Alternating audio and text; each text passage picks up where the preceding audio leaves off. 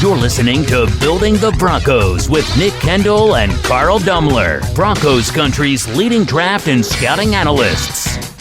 Get on over to milehighhuddle.com to sound off on all things Broncos. All right, welcome in everyone to the chat here. We're gonna let this breathe for a second, see if we can get the fifth green check mark coming in here pretty quick. Just waiting here for a moment. Then we will get to some great football talk. This is a big week for everything going on. Almost there.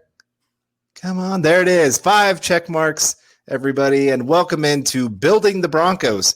I'm your host, Carl Dumler, and Mr. Nick Kendall is off doing, Nick Kendall things. No, he's actually at a baseball game watching the Seattle Mariners. I keep forgetting they even have a baseball team. I know, yeah. Yeah, never heard of him. His loss is our gain because we get Mr. Luke Patterson coming in here. I feel like now we're just going to be hosts together for forever. I know that's the way it's going to work. But I know Nick's out there exploring mountains and watching these crazy. I don't know how he stays awake at baseball games, but it's crazy, man. Going from MHI on Saturday over to Building the Broncos here on Tuesday night. I'm super pumped to be here, Carl's. Huge news came today from Broncos. Obviously, there was some fallout still from the Peter King article yesterday and all kinds of juicy stuff we got to get to as the Broncos travel to Minnesota. That's right. Wheels were up. I think they've probably landed by now. They're in Minnesota, so they start practice tomorrow, the joint practices. I love Vic Fangio. He said, the nice thing here is we go from 90 teammates to 180 teammates out there on the field and getting a little time to evaluate against some different defenses. So, yeah, we're very excited you guys could join us here and get to talk about maybe the most important week of the entire season, honestly. I mean, because it could be the week that they do decide on the quarterback and who's going to be the starter. I really think these couple practices, the game on Saturday, this is going to be big. So we're very excited to get the chance to talk to you about that. But before we get to all that, I want to make sure everybody knows that this is Building the Broncos. You can find us at BTB Football Pod on Twitter. And, of course, you can find Luke at Luke Patterson LP and me at Carl Dumler MHH and Nick at Nick Kendall MHH. Of course, also log into our at Mile High Huddle Twitter account. Lots of things going on there. Every article that's posted, that's where you're going to find it.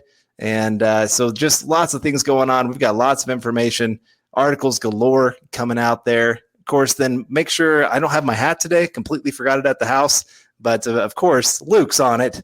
And you can go get your swag over at huddleuppod.com. Make sure you head on over there. Just lots and lots of good things. I'm looking for a couple things for my kids coming up so they can get some Mile High Huddle swag going on. Really some BTB football, of course, is what they got to get. But make sure also that you guys are joining up with our facebook.com/Mile High Huddle Pod Facebook group. Again, it lets you kind of know everything that's going on, every show that's coming up. We've got some great ones this week. And if you're on YouTube, one of the best things that you guys could do for each and every one of us is subscribe, like, and share. If you're on Facebook, if you can go up there and like, we've already got 5. We've got Teddy Bridgewater already. Man, Luke's already not Luke. Our other quarterbacks have already been passed up. Man. Dang. Sorry about that. Yeah, sorry, Drew Lock. Dang. But no, we've already got 5 up there, so appreciate that from everybody. But if you guys can click on that, it just really helps get all of our shows out there to everybody out there. We just really appreciate it. But again, we've got a great show for you guys, getting a chance to talk a little bit of little Bronco football once again. Like I said, they had a little bit of practice this morning. Sounds like little, just kind of warm up, nothing too big. Got on the airplane, headed on up there to Minnesota, get a little bit of better air in that dome stadium than what's going on in Denver right now. No, that's I'm sorry, man. I hear that I'm not in Denver, so it's gnarly. It's gnarly to be sure, but like the rest of the world, everything is falling here, and it's just all to do about nothing. If you ask me, the air's supposed to be clearing up, and then it makes me wonder. The NFL doesn't cancel games. We know that. Just see last year, so they're not canceling games due to poor air quality. I'm almost certain of that if they're not canceling games because of the other thing. But Jimmy Smith, what's up? Saying it wasn't just practice, it was a walkthrough. And I had to get in real quick and get in a quick jab on this because Based on the training camp practices I've been to, they've been pretty low key, pretty laxed. So I can only imagine the media out there today. I was not out there today, but I can only imagine a walkthrough practice with the 2021 Denver Broncos right now. Hopefully they're saving it for Minnesota. I've been saying, hopefully they're saving it for the pads. Hopefully they're saving it, for Minnesota now. It's finally here. Preseason game number 1. Drew Lock has been named the starting quarterback. Yeah. Well, I want to get to a couple people here in the comments. Gary Leeds Palmer, always a guy that's showing up for every show. Hi, Luke and Carl. Go Broncos, Denver Bronco for life. State of being. Really appreciate that. Falling Sloth. Hello, Broncos country. Yes, always a good hello. Got John Libbick coming in here. Good evening, gentlemen. Right back at you. And got Evan Cheremy saying, I think Broncos will be good this season. We will see. I'm excited to get this first game under the belt and get a chance to analyze it. It does sound like the Vikings aren't going to play a whole lot of starters on defense. So how are we going to be able to evaluate the quarterbacks with that? We'll get into that a whole lot more as we get through this. But, of course, Greg Smith, good evening, Carl and Luke. Bobby Robbies, what's up, Broncos country? Jay Roper in the house saying hello. And then Riley Malloy. MHH. Oh, man. Okay. Yeah. My bad. Yeah. Oh, man. But anyway, and then we got Riley Malloy coming here saying, Luke and Carl, get hype. That's what we love. Thank you very much for that super chat to get us started here this evening. And thanks, Riley. I needed that. I needed a little bit of boost to my ego after the tongue lashing I took on Twitter today for simply pointing out the obvious and facts and stats. So I will definitely take that. That's love there, Riley. Luke, you're a hater coming from my guy, Willie. Absolutely love it. Thank you guys for joining Building the Broncos. I'm Luke. He's Carl. And I wanted to give one shout out before we get into it, Carl. I saw someone in here, and maybe you can find it if I cannot. We got a shout out from Las Vegas, deep in Raiders country, that I got to make sure that we pull up here because that is absolutely crucial. I saw every little aspect of James Palmer's report, first-time radio or first-time fans have been to the stadium, all that kinds of stuff, man. I don't care. I don't care about any of that. It's time for Broncos football, baby. So I can't find that right now, it's me not being a producer. So let's start to get into it, guys. It's cool to have a huge crowd. We got 143 people watching, just that we can see right now. We got those little thumbs up to 14. Absolutely love it. So, Carl, here we go. First things first, Drew Lock, Teddy Bridgewater, probably the most divisive subject in Broncos country outside of politics and religious beliefs. It's that divided right now. What do you make of the whole the divide, really? The some of the love, some of the hate, some of the passion, some of the criticism that these two quarterbacks are under? Well, I mean, I have to give credit. Bronco fans are always passionate about this team and wanting to see them successful. And, obviously there's going to be times where we disagree on what that looks like. I mean, you and I don't agree on everything. We agree on a lot of things, but there are certain things that we disagree with. And like I said, I love that passion. I love that we can have different conversations and talk through things and come to different conclusions and still say at the end of the day, hey, we are Bronco fans. And that's the big thing at the end of this. If whoever wins this job, to be there to cheer them on and hope for the best for the Broncos this season, because obviously good quarterback play, whoever it is good for the Broncos. I mean, that's the only way that you compete with the Chiefs this year. I saw something come out on, maybe it was ESPN today, where they were listing the teams with the best chance to go from last to first. And Broncos, there's 8 divisions. Broncos were 5th on that list. In big part because of the Chiefs being in the division. And, I mean, that's just a pretty tough hill to climb to beat out Mahomes, the best quarterback in football right now. And, I mean, that gives you a huge leg up. It doesn't matter how good or bad the rest of your roster is.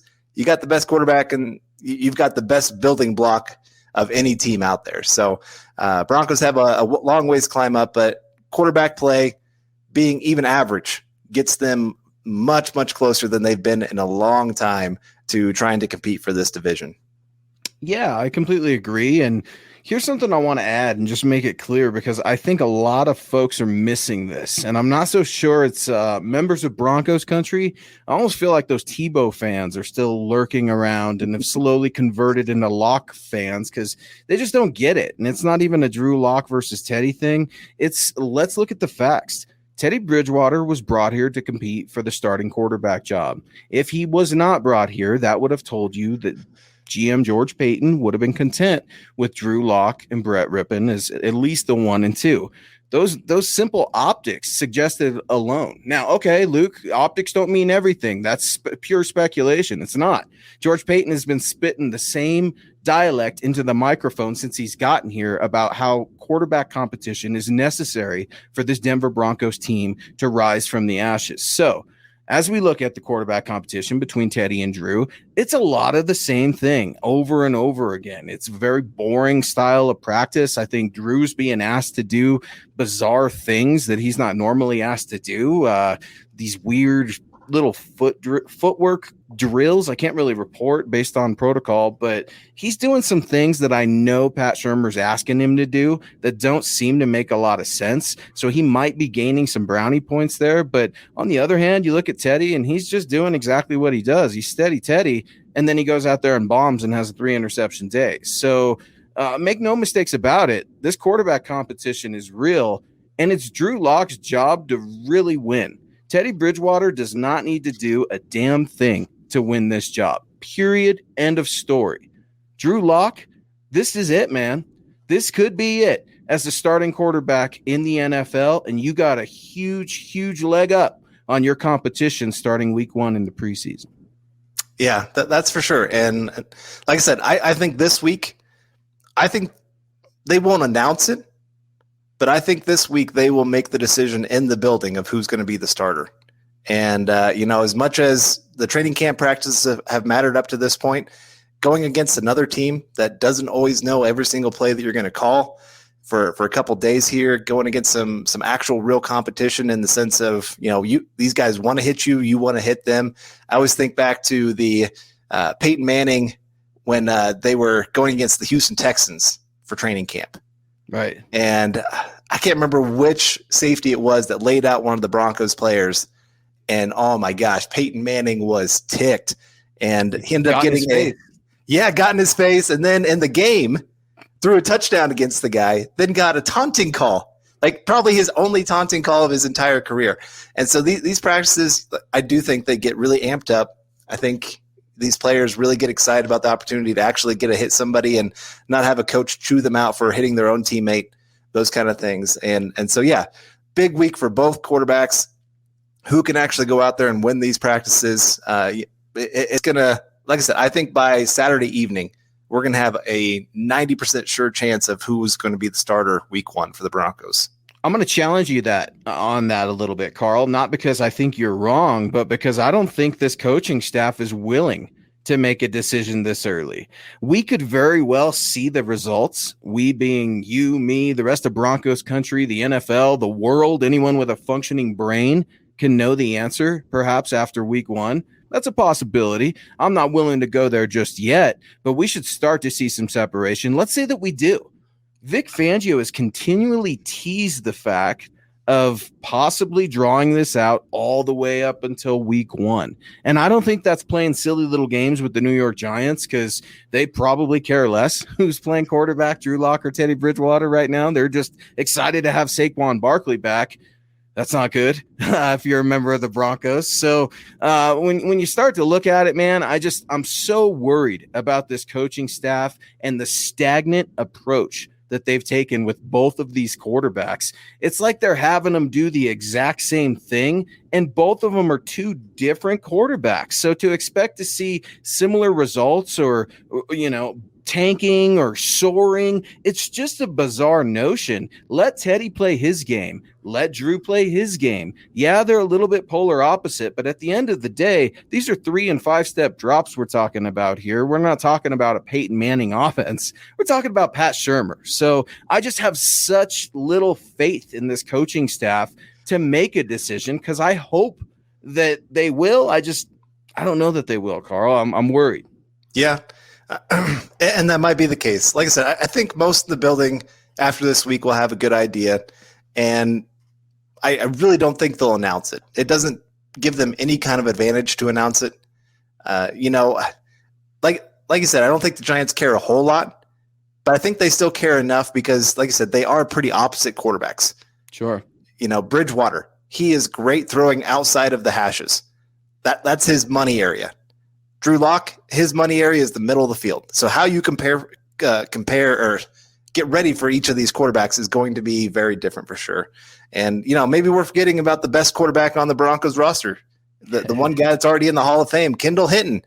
Jefferson pointing that out to us. Brady can't even do that. So there's the GOAT of all quarterbacks, Kendall Hinton. You know what, Jefferson? I absolutely love that because Kendall Hinton is getting run on this team, y'all. And you can check out milehighhuddle.com. I think there was an article that was recently published by one of our fine writers over at MHH, talking a little bit about Kendall Hinton. I've wrote him up in my Broncos camp journal. This man is getting serious reps at wide receiver. Not only that, he's catching the ball and making some plays. He's making some second string defensive backs look silly at times.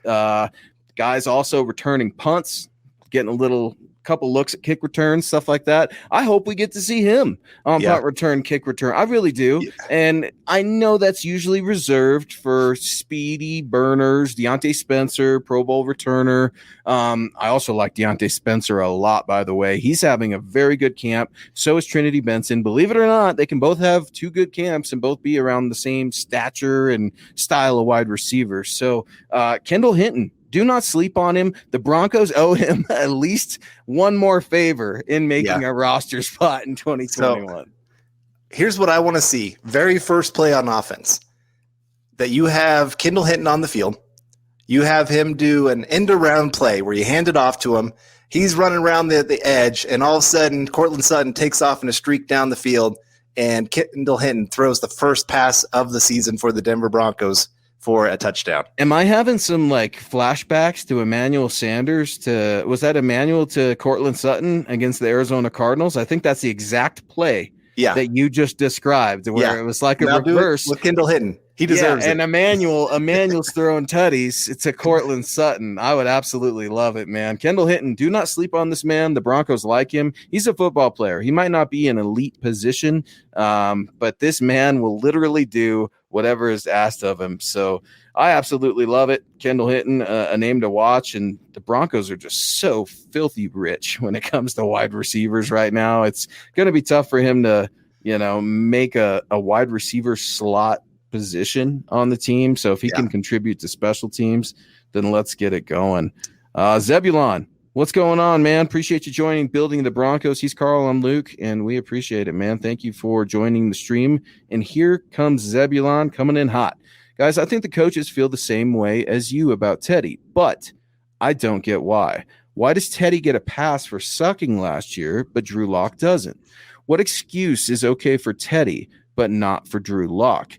Teddy has never been spectacular. I get that he doesn't turn it over. Yay. But he does nothing else either. Zebulon, that's a good comment. And I'm going to say it's a good comment because it's full of a lot of truth and a lot of questions that come at the heart of the debate when it comes to how do you feel about Teddy Bridgewater, Carl?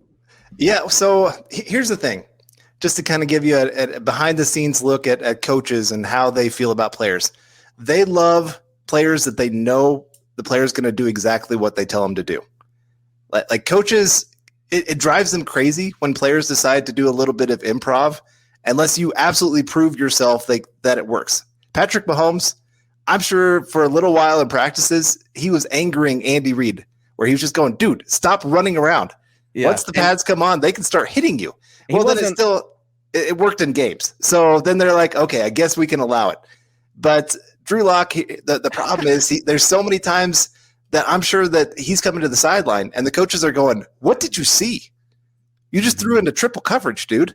What was your thought process there? We got two guys running underneath that are wide open. And here's how Fangio's system works. Or not Fangio, Shermer's system works.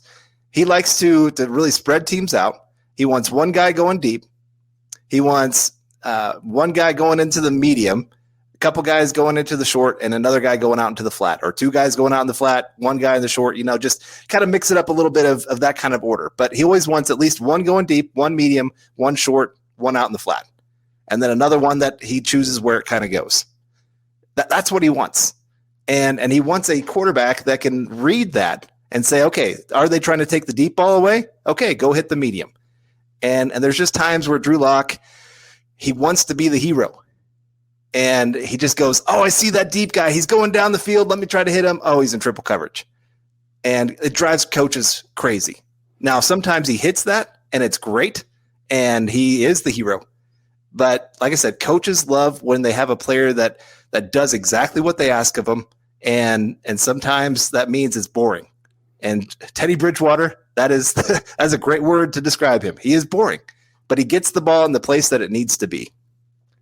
And his teammates respect him and like him. Listen, he's a veteran quarterback, and I'm not going to say I'm going to correct that. His teammates love him.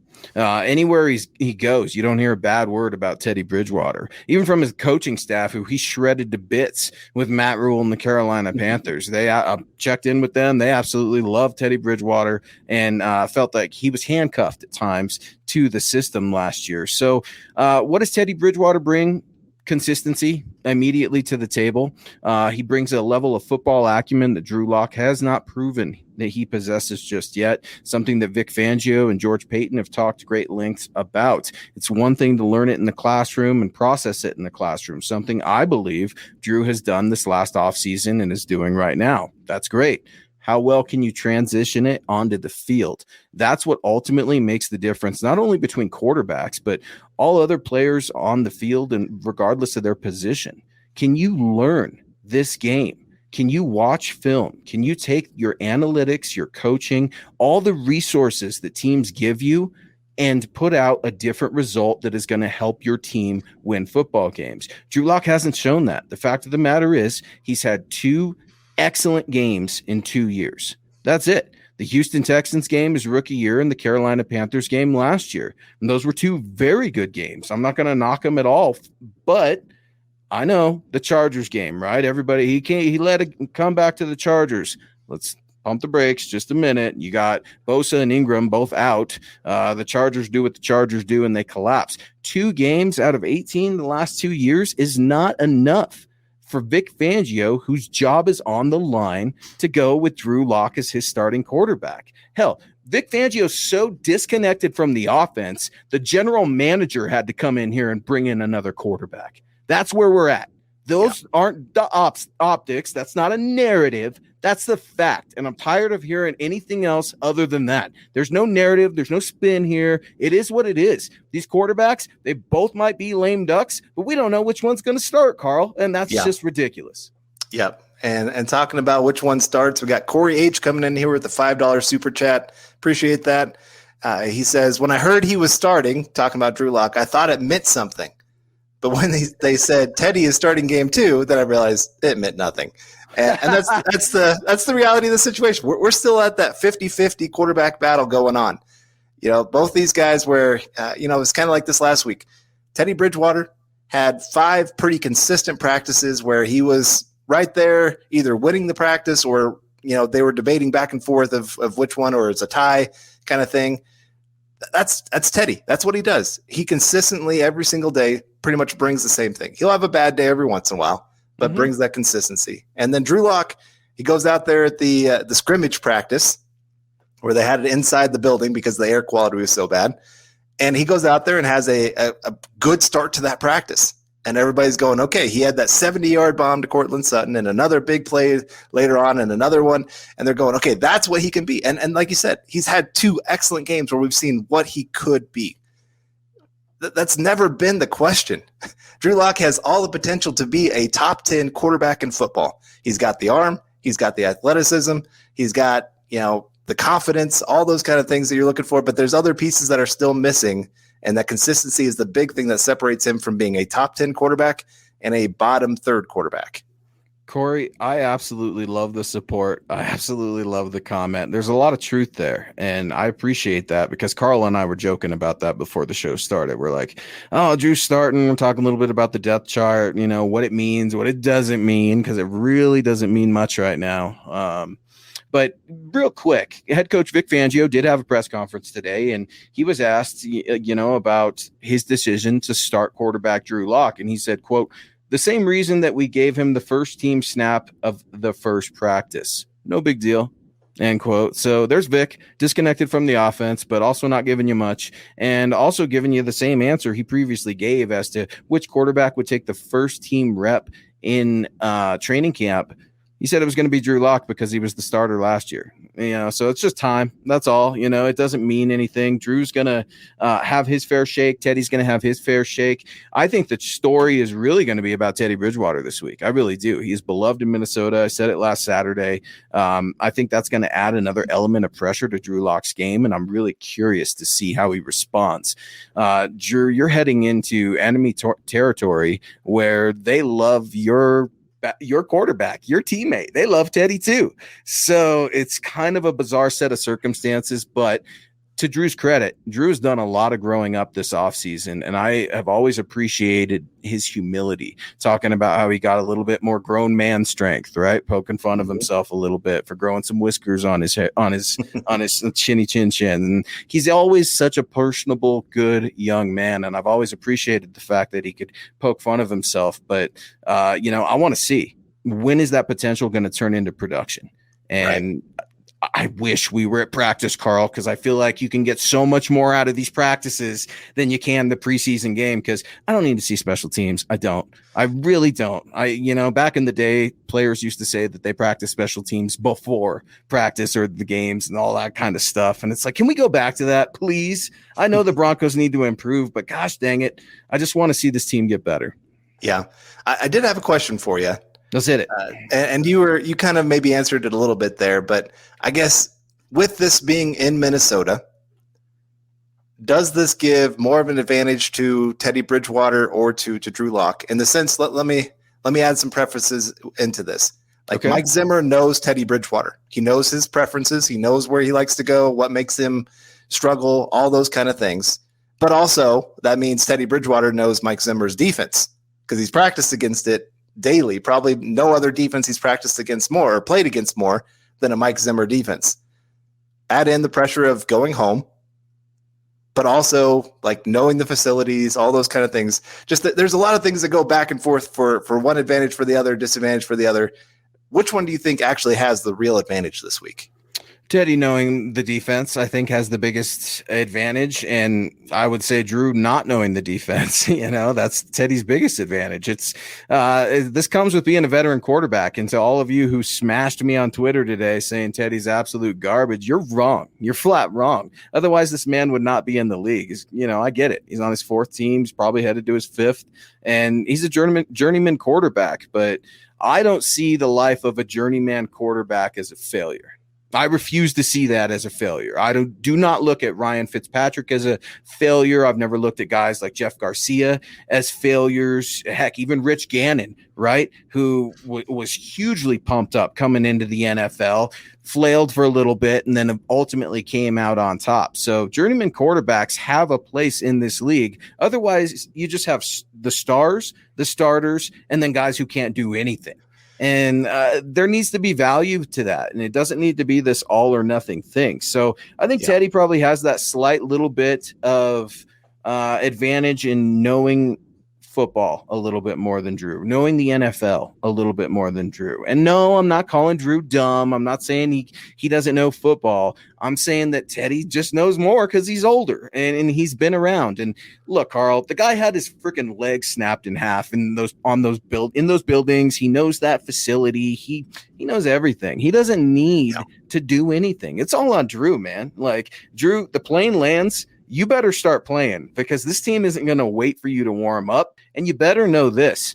The Minnesota Vikings defense knows a little bit about Drew Lock also. I know he didn't play. It was who was the quarterback that day? Brandon Allen. when the Broncos played the Vikings a couple of years ago. But the tape is out on Drew Lock drifting to the right, looking to throw across his body, middle of the field.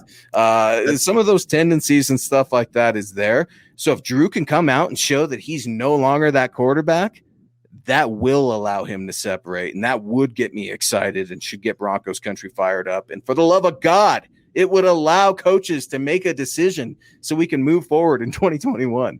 Yep. All right, we have in the shop Willie coming in here saying Vic's seat isn't as hot as you're acting. Why not? What are you talking about? The guy hasn't won a game in the month of September. George Payton is here, and he is a scout of scouts. You think he doesn't want his head coach connected to both the offense, defense, and special teams?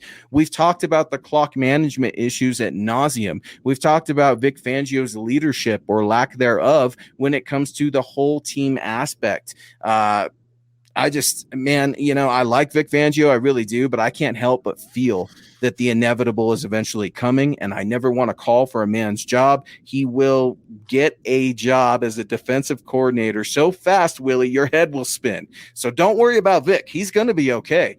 It's just trying to figure out this head coaching job, and it comes down to this, guys and gals, when we want to be real cut and dry about it.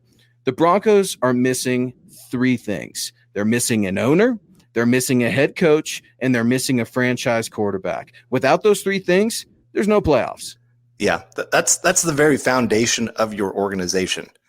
If you got those three things, pretty much every single year you can about guarantee you're going to be in the playoffs. I mean, you look at all the top teams in football right now. They have all those things. Maybe one team out there kind of gets in there every year, but the consistency year in, year out, they've got a good owner. They've got a great coach, and like I said, they've got a great quarterback. Look at the Seahawks right now. I think they're a perfect example. I just read an article today talking about, or it was rather one of those little memes. I think it was Max Kelberman going off about Russell Wilson wasting his prime years, and that caught my interest. But that's a perfect example. Look at the Seattle Seahawks, always in contention.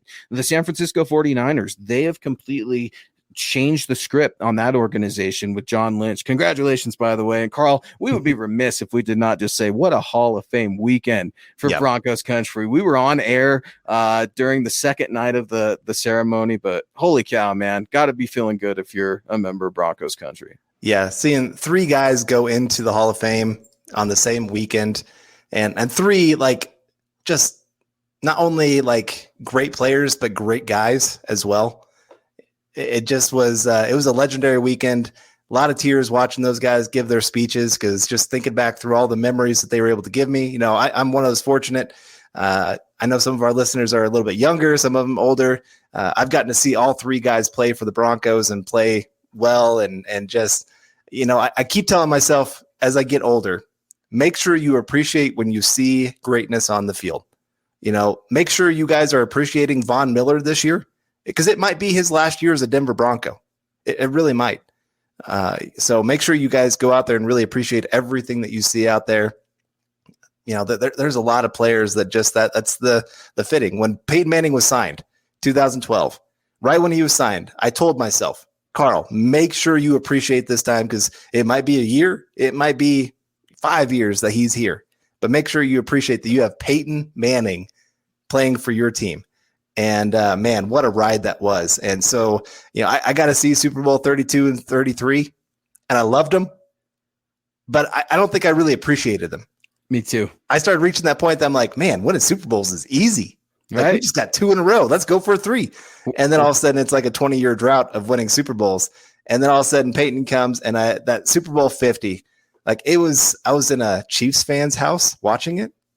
Oh, and nice. He left the room. I don't know if he was crying. I'm not gonna assume. I guess he was that, but he was pretty mad. And I just sat there in my chair, and I just had my hands up, and I just closed my eyes, and I'm like, remember this moment, because you're going to share this with your kids. And yes, it's life changing, Carl. I don't mean to be that guy that's making football life, because there's so much more to life. Right. But it reinvigorated us, us being Broncos country, our town, our geographical location, like everything, man. Like the orange was brighter all over the world when Peyton Manning came. I mean, like there was just this renewed optimism, and you're right, man. We get spoiled, and sometimes that being spoiled, it's tough. I mean, you want to definitely appreciate those things, like you said, but man, here we are wandering not only the head coaching desert, the quarterback desert, but now ownership desert. We don't know what that's going to look like. So we just got to take it day by day right now. I mean, it's we got to take it practice by practice with these guys, and then look at it as a whole and figure it out. There's lots of different competitions also, right tackle, edge, backups, all kinds of stuff going on. So day to day. I was going to mention, I mean, they put out the unofficial depth chart today, is what they call it. And right tackle is the other position where they had 2 starters listed, Bobby Massey and, of course, our other boy there, and Mr. Calvin Anderson. Yeah, Calvin Anderson. Mr. Anderson. Yeah. And so that'll be a fun one to keep track of. But we were talking about coaches, and Naj Althoff coming in here with the 1999 Super Chat. Really appreciate that. Asking about Coach Fangio, says, "Hey brothers, since becoming Coach Fangio, I feel he has lacked interest in the offense and special teams to the detriment of the team. Who do you feel will be most relied upon to decide the starter, Peyton, Shermer, or Fangio?" Let's take the first part of that. Honestly, that's a great question. I do think I love it. Thank you so much. I love it. Absolutely. You guys are coming in so hot on a Tuesday night. Is this what y'all do on Tuesday nights? You're in this hot? I mean, this is awesome. You guys are absolutely killing it. Thank you, Naj. Yeah. But no, I do think you're right that there is sometimes not really a lack of interest, but he's so focused on making the defense great because that's what he's known for. And honestly, in some ways, that's what he was brought in for too. I think the plan was Fangio go run the defense, run some of the, timeouts and all that kind of stuff. He's going to make this defense great because that's what won us the Super Bowl back there in 2015. And then hopefully get an offensive coordinator that comes in, develops a young quarterback, and just really turns that offense into something. You want your defensive guy that's one of the best defensive coordinators in football to go do well with that defense. Like if he can't do well with the defense, then what the heck is he doing here? But at the same time, there has to be that balance. And I think this is always that hard part for coaches to figure out. I remember with Mike Shanahan, the day that he got that becoming GM and head coach, like I just remember telling myself, man, that is too much responsibility for one person. And I think it's too much power for one person at the same time. There's very few times that we get to see that actually work out for a team. Now, who gets to name the starter? I think Peyton's going to put it in Fangio's hands. He's going to say, hey, your job's on the line. You better pick the guy you think's actually going to keep your job. Yeah, and that's the thing I love about George Payton. I'm just a sucker for scouts, Carl. That's you scout, I scout. Love hitting the road, love watching film. I just love it. Absolutely love it. I think scouting, the life of a scout, a professional scout, has got to be one of the most miserable experiences I think known to mankind, because those guys and gals are away from their family and absolutely grinding. That being said, they trust each other. They trust their evaluations. They trust their coaches. That's why George Payton is going to empower Vic Fangio and has empowered Vic Fangio to run this team. That being said, I feel the same way Naj does. I think Vic Fangio is so disconnected that the reason he brought Pat Shurmur here was to say, here you go. I don't have to worry about this now. My defense is going to be so damn good. Hopefully we can get by. And that has not worked one bit. Coach Fangio has struggled with clock management issues, and there's still not going to be an advanced analytics or time management person that's designated for 2021, something I see as a complete farce and mistake. I mean, we're heading into year 3 here, and we're going to be making the same mistakes. So if I'm going to be busting Drew Lock's chops, you're damn right I'm going to be busting Coach Fangio's chops. And when it comes down to who's going to make the call, I think it's going to be Pat Shurmur, but another voice that will be heavily leaned on and listened to will be Mike Munchak. I get it. He's a Hall of Fame offensive lineman. He's a hell of an offensive line coach. Just ask any place he's been to. Ask Garrett Bowles in that $68 million contract extension. I think Mike Munchak knows football. He can gauge the temperature of the team in the room. And I think his voice is respected and it's heard. And sometimes it makes me wonder a little bit if some decisions are being, at least vocalized to Mike Munchak and Pat Shurmur. And I'm sure Pat Shurmur leans on Mike Munchak a lot. I don't think Mike Munchak has interest in being a head coach. I think that he's comfortable with where he's at. So it's an interesting question. Who's going to ultimately pick the quarterback? I would hope, for the love of God, that it's Vic Fangio, because it's his job to definitely lose here in the month of September, because if they start off slow and don't win in September, I don't think Vic makes it. I really don't. I could see it going to Pat Shurmur, the interim duties, and away we go. Yeah. Well, we have In the Shop Willie kind of adding to his comment earlier with the $2 super. He says Vic helped get Peyton. They love each other. I don't disagree that they like each other. I mean, I don't think George Payton comes here if he doesn't like the coaching staff. I mean, he turned down a lot of jobs over the years where he could have been GM. He waited for the job that he thought would be the best for him. Exactly. But this reminds me of when Pat Bowlen had to fire his friend Mike Shanahan. In football, unfortunately, winning is everything. And if you're not going out there winning, there are times you have to say bye to a friend. And this is the part of the job that I can't imagine being a part of just having to fire actual friends. That's why I love the job that I have. I don't have to worry about firing anyone. I'm the only person that works where I work. So it's not bad. I can't fire myself. There's people that could fire me, but I can't fire other people. Sure. And, so I can't imagine that of having to go to a friend and just say, hey, I'm sorry, you're not getting it done. Well, and why don't you think John Elway and Gary Kubiak are on speaking terms? Look no further than right there. I mean, those guys had a falling out over loyalty. Gary Kubiak, just like John, very loyal to his guys. And when he wanted a certain amount of coaches here and John didn't, and they had a huge falling out. And that's why you see Gary Kubiak with Minnesota, which, by the way, isn't being talked about enough. Clint Kubiak up there, right? Clint's getting, he's grown folk now, man. Yeah. I remember when Clint was a linebacker, right, at CSU. And it's just absolutely crazy. Now Clint is kind of filling in for his dad there. It's cool to see that progression. It's just a interesting week coming out off of Hall of Fame week, into the Vikings that have had a lot of Bronco influence over the recent years. And the Broncos and the Vikings have an interesting history over the years. It could have been the Broncos and the Vikings in the Super Bowl. I know something that the Broncos have continually talked about ad nauseum in the late 90s there. They thought it was definitely going to be Minnesota.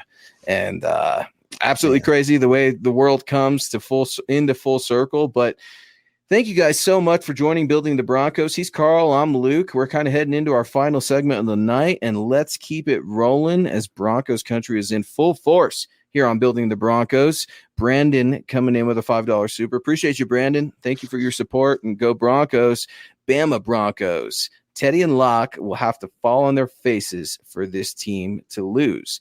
This team is way too loaded for failure. Brandon, I absolutely love it. You know why? Because you got Bama Broncos on this team. Just to name a few, let's go through it. We got Kareem Jackson, Jerry Jeudy, Pat Surtain. Am I missing anybody? I'm sure there might be one in there on the practice squad, probably. And I'm sure they're a beast, because you start to look at these SEC players and what they are doing in the NFL, what they have done in the NFL, especially in the last 20 years, has been nothing short of amazing. But Brandon brings up a great point, a point that the national audience, anywhere from ESPN to NFL Network, Fox, they're all saying the Denver Broncos are elite in defensive backs. They're elite in talent. They're elite in wide receiver core. They have one of the best offensive lines. All this talent, is it for nothing if you don't have a quarterback? Or can we struggle with both Drew and Teddy to get through the 2021 season? Well, I mean, we've seen other teams that found success and didn't have great quarterbacks, even recently. I mean, the 2015 team, I mean, as much as I love Peyton, he wasn't great that year. Brock Osweiler, I know a lot of people are going to sign this guy to a long-term contract. I'm like, his play does not, like, just look at him as an individual. Don't look at the overall record. Don't look at the fact that the team is winning. I said, look at him as an individual player. And it was not always pretty. They pretty much just said, please just don't go lose a game for us. And he almost lost that last game against the Chargers where they finally had to put in Peyton because he missed and this thing, I know some people are like, the turnovers weren't all his fault, but one of the biggest ones was his fumble. And people are going, well, fumbles happen. He missed a corner blitz. That's on the quarterback. You have to recognize when they are going to that kind of setup on defense, that's completely on him. And he got pulled. Yep. And the rest is history, obviously, with how that worked out. But yeah, so it's this team can find success even if the quarterbacks are not great. But they're going to have incredible health on both sides of the ball. They're going to have some bounces really go their way. This defense is not going to be able to drop interceptions, or they're going to have a great fumble recovery percentage when the fumbles bounce their way, kind of thing. And you're just going to have so many things go right when the quarterback is not great. You look at the Bears in 2018, they pretty much just told their quarterback, don't go lose us games. We got a great defense. But even there, like, they got to the playoffs and it still wasn't quite enough. You needed your quarterback. The defense did great in that playoff game, but the offense couldn't muster hardly anything for that game. So, the Jaguars, was it 2017 where they had that great defense and they had the Patriots on the ropes? I know it. Gave it away. And the quarterback just couldn't quite get them over the top. Blake Bortles, right? And then they went and paid Blake Bortles all that money after that loss. Yeah. Former Broncos quarterback, by the way, right? Right. And so that's again where you have to really be able to isolate players away from the full picture of the team. My boy. 2000 Ravens. That's another great example. They had a great running game, great defense, and had a lot of things go their way that season. So but it has not worked. Jay, I love you. Carl, I love you guys to death. You're the best ever. But it has not worked. The Band-Aid approach has not worked. And like, it's freak situations where you got PFM, who's the brain on the field, who can still manipulate everything. And even when he's not playing well, I mean, lightning does not strike twice in the bottle. Unless Aaron Rodgers was coming here, some freaky, circumstance where Russell Wilson lands here, another great quarterback lands here. It ain't happening, folks. And one last thing that just drives me crazy is the whole debate about Drew's ceiling. Well, Drew has a higher ceiling. Drew has more potential. The higher ceiling, the higher ceiling, the higher ceiling. What good is a ceiling when the floor is blown out? Because that's kind of what I see with Drew Lock when you look at 2 games in 2 years that were absolutely killer, absolutely phenomenal. What do I want to see out of Drew Lock? It's not the bomb plays, the touchdowns to Jerry Jeudy and Cortland Sutton. I don't need to see that in Minnesota. I already know he can do it. I want to see him show me the short to medium routes. How accurate can you be? How fast can you get rid of the football? Average, 2.3 seconds in the league to get rid of it, and he's sitting at 4.1. Clean that up. Show me the play fakes that worked with Rich Scangarello. Show me what you can do. Show me some of the new stuff. Don't just throw me the bombs. I know you can do the bombs. Everyone in the league's got a strong arm, okay? Ben Roethlisberger's 100 years old, and he could still throw a bomb to Chase Claypool. Those are just the facts. So Drew, show me, man. Show us. Lead this team. And that's another aspect of the quarterback competition that I think is just not talked about enough. Which quarterback is going to lead this team? Because it's not always by performance. Sometimes it's by body language. Sometimes it's by mentality. Teddy's probably psyched to be heading into Minnesota. Is Drew as psyched?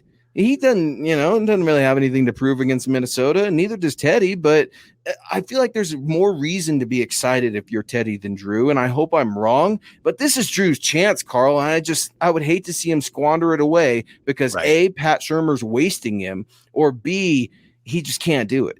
Right. Well, and I always think back to that 2015 season. Like I said, Peyton Manning wasn't great, but don't tell me we don't win that Super Bowl without Peyton Manning. It's right. Sure.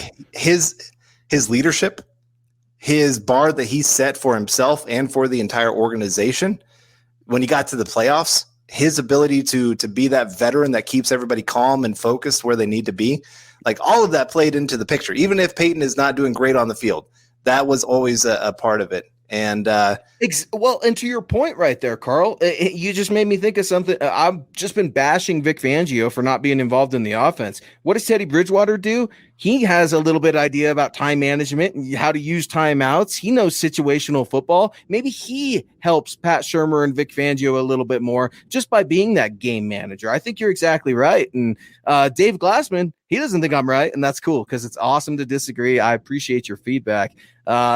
Hey, Luke, how do you like your crow? Medium well, or with hot sauce? I've in the shop, Willie, I've told you a million times over, it would be the best case scenario for the Broncos and Drew Lock to work out. I wanted him in the first round. I've called him a bust, not a bust, but I've called him bad at football because I haven't seen enough to say he's good at football. He has all of the talent. I've been very critical of him, but I've also praised him when need be. I've had him with some wins out there in my training camp journals. I've shown and written a little bit about where he's improved his game, but it's these guys are in such a tough spot because I don't feel like the quarterbacks are doing them any favors. I just feel lost. I feel a little lost. Yeah. I'm excited. Don't get me wrong. I'm excited, but this practice, let's just next 2 days be healthy and not get in fights, please. I saw today the Giants had 20 players sit out practice because of injuries. 20 players. 20 players had to sit out practice. No. Wow. And they're the Broncos' week 1 opponent. So just keep that in mind if those injuries linger a little bit longer than some think.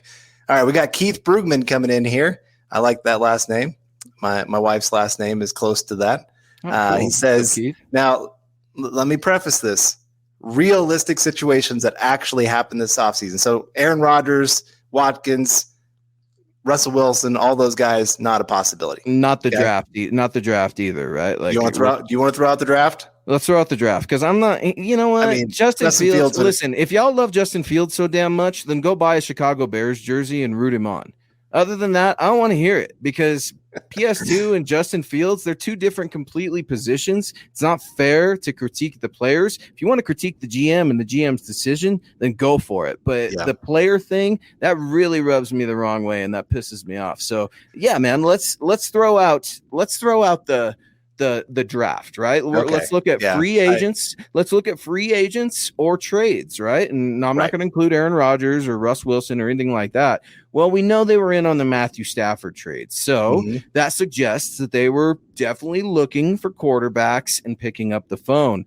It also tells me that they were looking at more of those tier 2 quarterbacks, or as we like to call them, retreads when we write and do our podcasts. I actually wrote a little bit about Jacoby Brissett, and as him as a possible option. A lot of people wondered about Andy Dalton.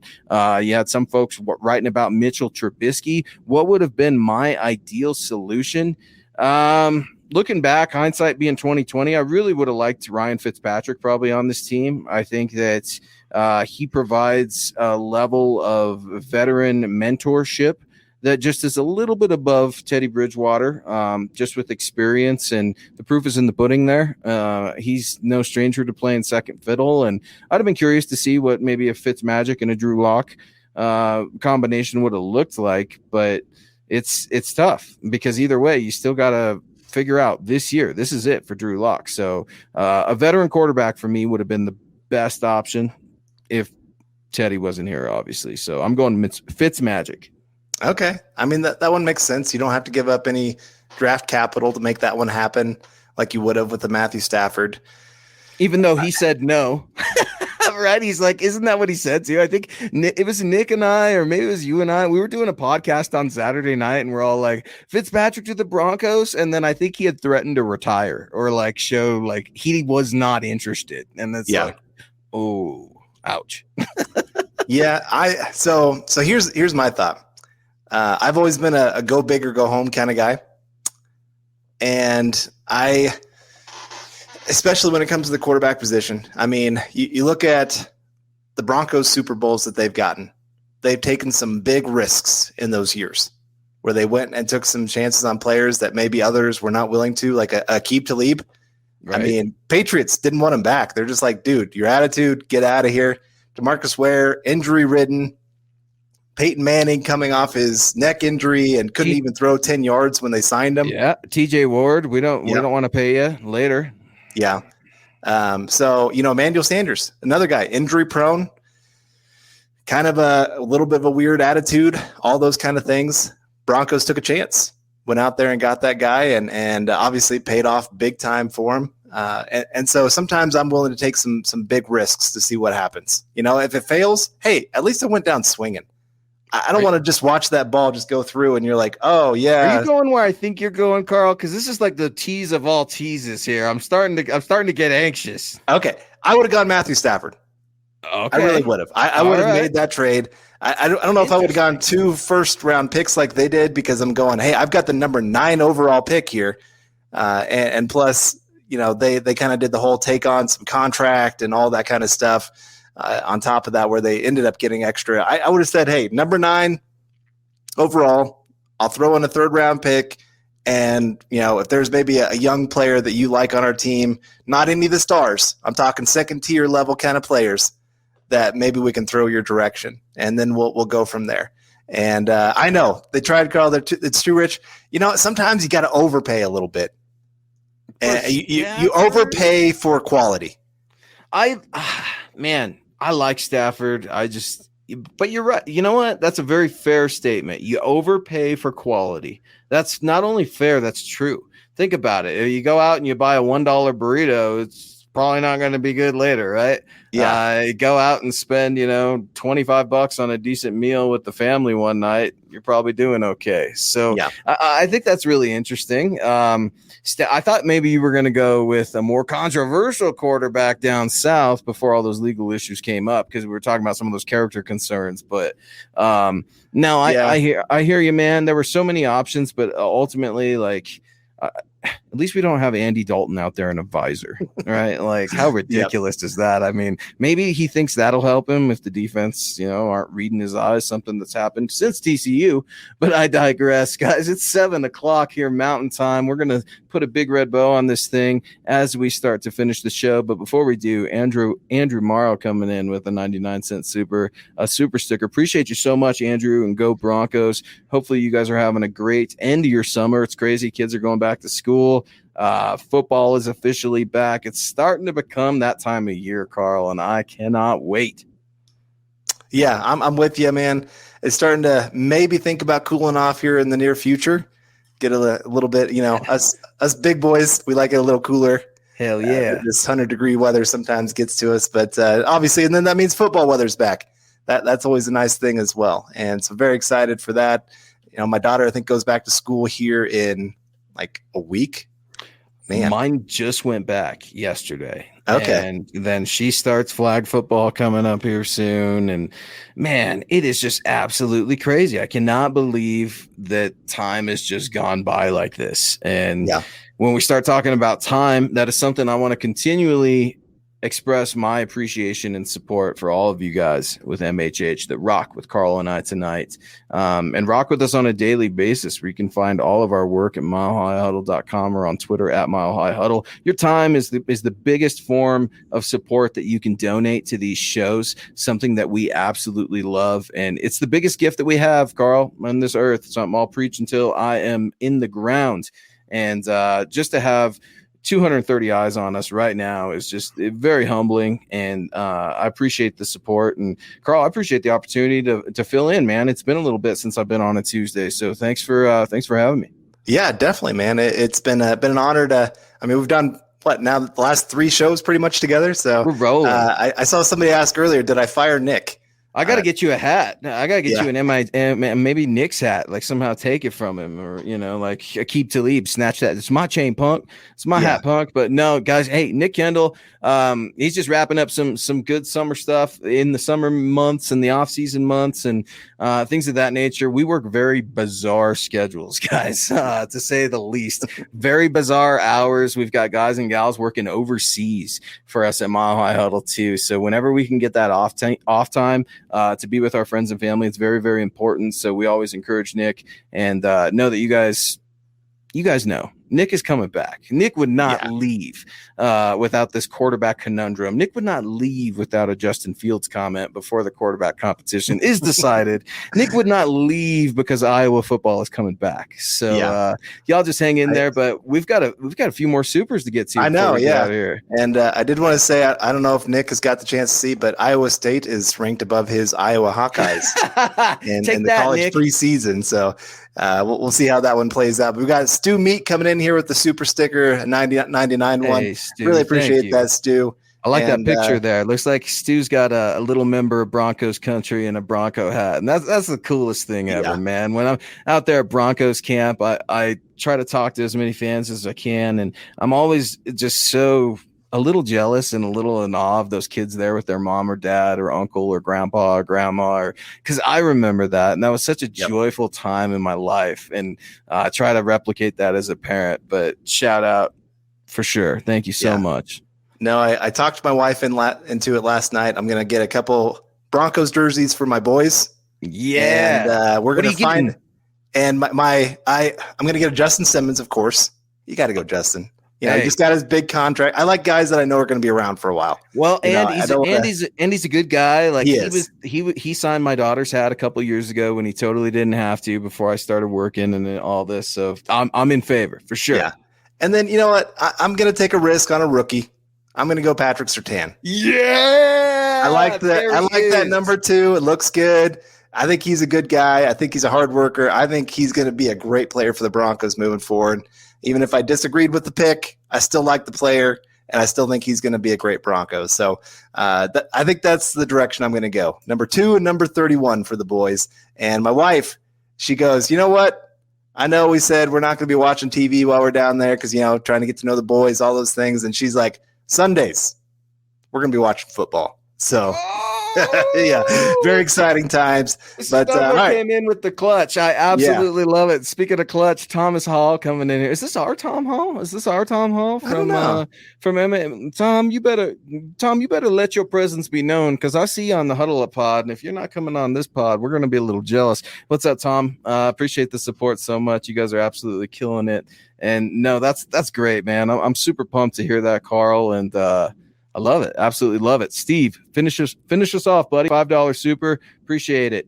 If Aaron Rodgers has a down year, but top 10 in both current QBs bomb, are the Broncos still in? You're damn right they're still in. Just like they're probably still in on a Russell Wilson conversation. Heck, even a Deshaun Watson conversation. Just pure speculating. But when we look a year down the road, we don't know how upset Russell Wilson will be, if everything will still be butterflies and rainbows in Seattle. We don't know what the damage is going to look like in Green Bay. I can't wait to see what that looks like. And then you never know which other disgruntled quarterback is going to come out of the woodwork.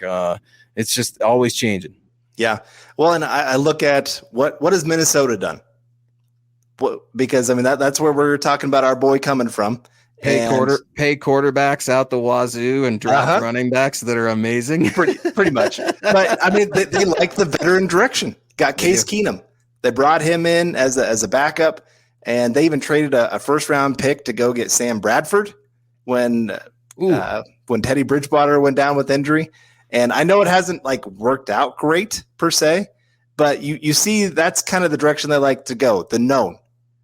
George Payton seems to want to get rid of as much risk as possible. He's risk averse. He and I are pretty much complete opposites. I'm go into the risk, man. Do everything you got to do to go into that risk. But no, I do see a veteran quarterback as the starter next year. Now, who's that going to be? Is that going to be Drew Lock? Is that going to be Teddy? Is that going to be a guy they trade for? He's not on the roster.